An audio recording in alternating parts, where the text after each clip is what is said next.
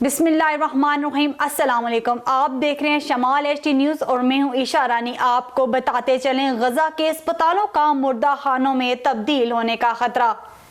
Israel ने गजा की नाकाबंदी करके आलमी कवानीन की खिलाफ वर्जी की और इंसानियत के मुंह पर तमाचा मारा।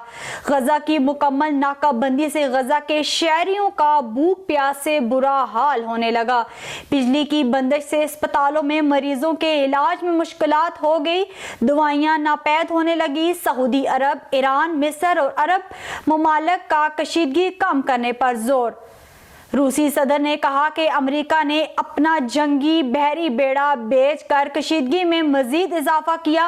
अरब लीग की इसराइल की जानब से गजा की नाकाबंदी की मजम्मत।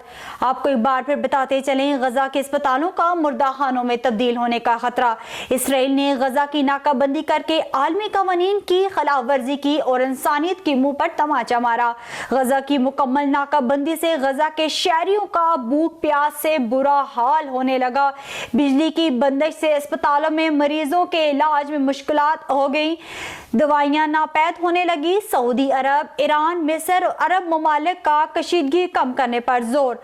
रूसी सदर ने कहा कि अमेरिका ने अपना जंगी बहरी बेड़ा भेज कर कशीदगी में मजीद इजाफा किया। अरब लीग की इसराइल की जानब से गजा की नाकाबंदी की मजम्मत।